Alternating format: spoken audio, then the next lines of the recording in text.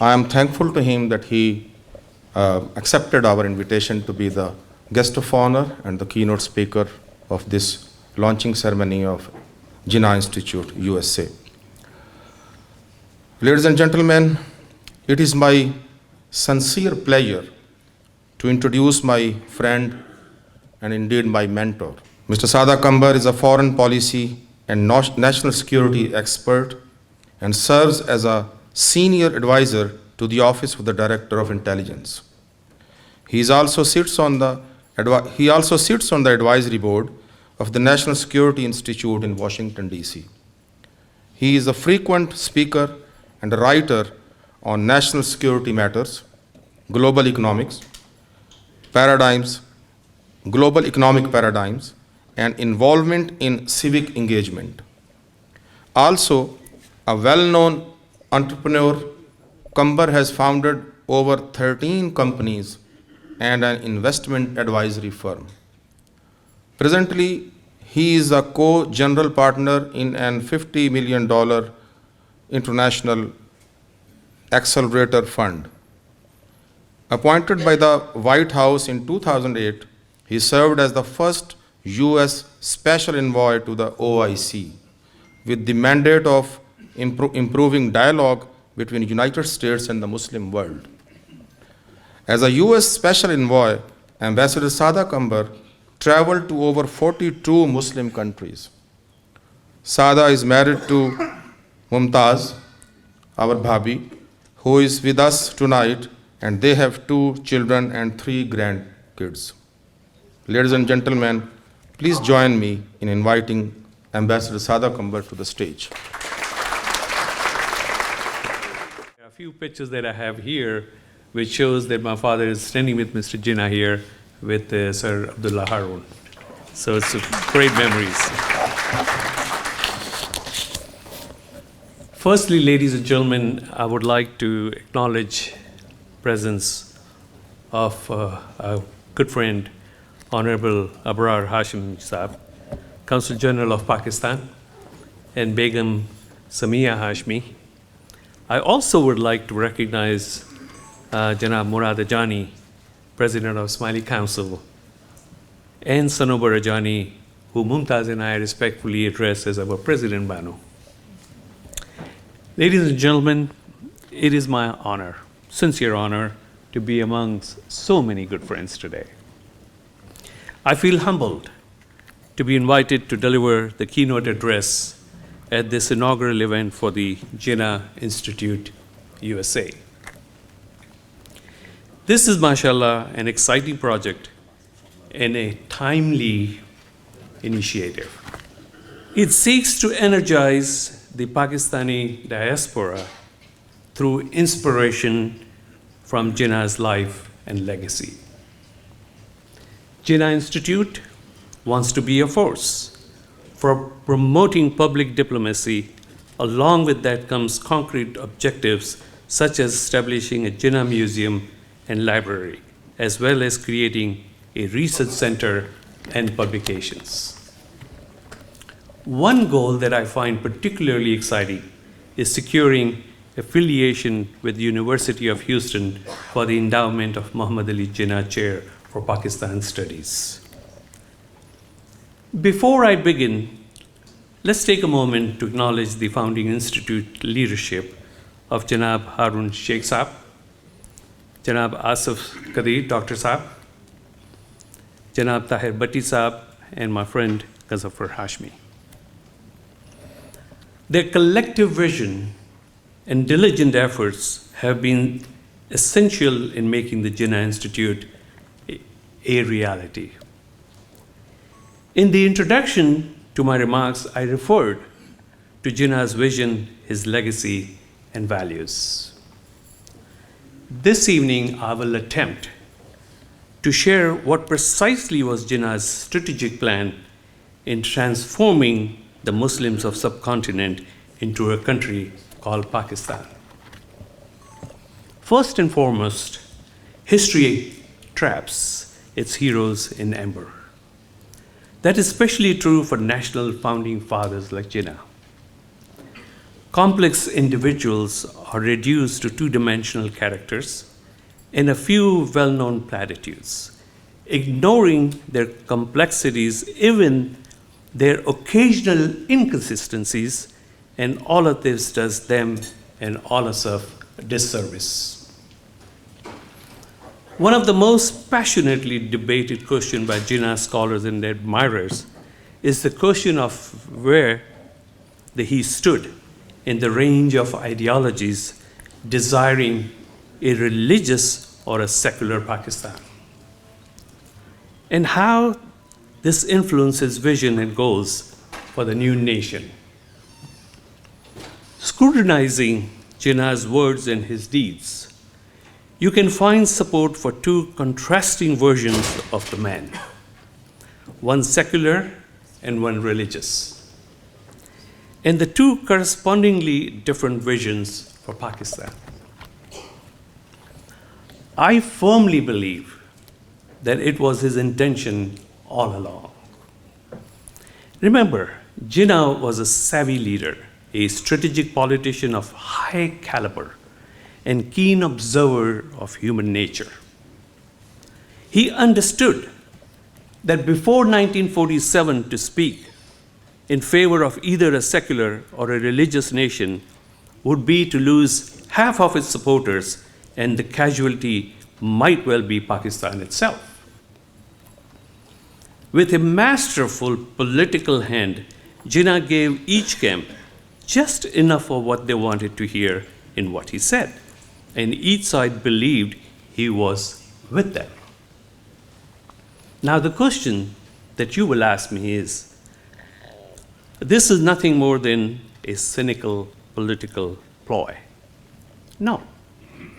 Perhaps it was cynical, but it was undertaken with noblest of intentions. Jinnah truly believed that without support from advocates of both a secular and religious clusters, there would be no Pakistan. And until there was a Pakistan, it was pointless to disagree about what kind of nation Pakistan would be. Let's remember that it was also shortly after India's independence that Mr. Nehru traveled to USA and Soviet Union in search for India to be a secular socialist state or a capitalist democracy. This was post-India independence that he went. In Jinnah's vision, his plan, once Pakistan was created, then the question of national identity could be sorted out. Listening to the new citizens of Pakistan, the leadership would create a constitution that was well-crafted blend of both. Unfortunately, as we all know, Jinnah left us in September of 1947, barely a year after Pakistan's creation. While Pakistan's other founders had many positive qualities, none possessed the stature, strength, or vision to guide a nation through that hard process of self-examination. Ladies and gentlemen, today we are still living with the consequences of that. Now, every nation has its historical what-ifs. One of Pakistan's biggest is, what if Jinnah had lived just a little longer, kept his wise, steady hand on the new nation a little longer? Just as one of America is, what if Abraham Lincoln hadn't been assassinated? What would have happened to Reconstruction with segregation? Would America be a more cohesive nation as of today? Of course, examining why Jinnah chose the course he did for Pakistan sidesteps the question where he personally fell on the religious secular continuum. My research, readings, and examination of his life, starting from when he was very young, leads to my opinion that Jinnah existed somewhere near the secular government and not on forced adoption of faith practice. A detailed case for against Jinnah's secularism could fill an entire book, or maybe more books. And it is beyond the scope of my single speech today. Nevertheless, let me hit a few key points from where I draw my conclusion. His lifelong fondness for thinkers like Bentham, Comte, and Mill, his preference for secular structures like common law, the courts, and the trade unions. Now, these were all the tools for post-Second World War nations achieving independence from colonial powers and preferring self-rule. Remember, the core idea of coming out of the colonial power was that we engage in self-rule. Not a decree by a queen or a king or a fatwa of a Maulvi Sahib.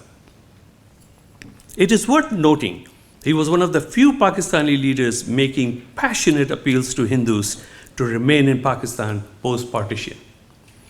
This leads to me one thing I find particularly noteworthy, that which does not receive much attention today.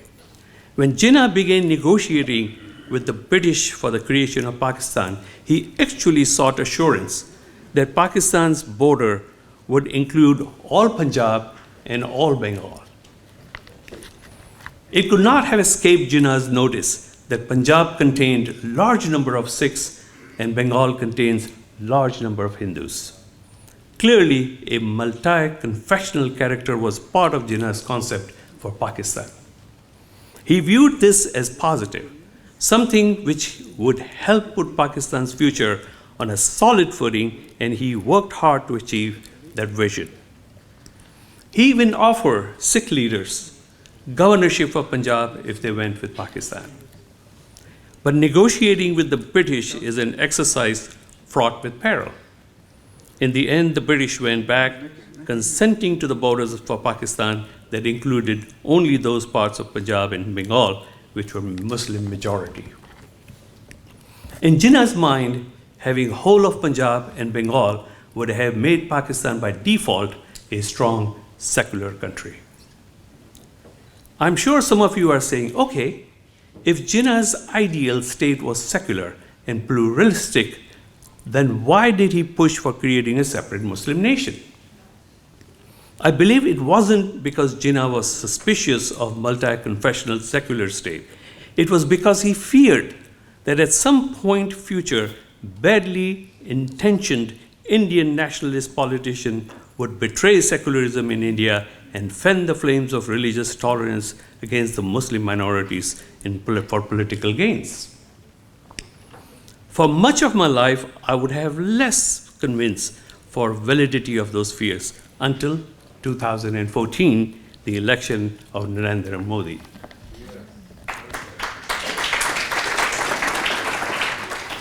Now again, with Jinnah's 1948 passing away, we will never know how things would have turned out. But Pakistan's remaining leaders lacked either the will or the ability to protect non-Muslims in Pakistan. Even setting aside obvious moral failings of that choice, it deprived Pakistan of talent and perspectives that would have served the nation well.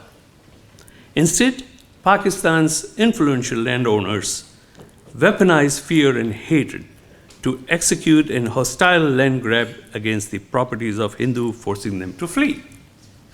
Again, moral question aside, a long-term prosperity of many was sacrificed for the short-term enrichments for some of the Vaderas. Of course, the moral question cannot and should not be set aside. There is no good way to argue that actions instigated by Pakistani landlords against non-Muslims were anything but mass expulsion. Did India also commit ethnic cleansing against Muslims during partition? Yes, it did. That does not excuse Pakistan's doing so, because our faith ethics prohibits these kinds of undesirable actions. I find two Quranic verses. One says, persecution is even worse than killing, Surah 2:191. And another saying that persecution is even greater crime than killing, Surah 2:2.17. These verses give a clear principle that persecution, which means denial of freedom, is far worse and a greater offense than killing, which is the denial of the right to life. Of course, it's too late for the broad religious pluralism Jinnah wanted for Pakistan. Unfortunately, today, ladies and gentlemen, non-Muslims only represent 3% of Pakistan's population.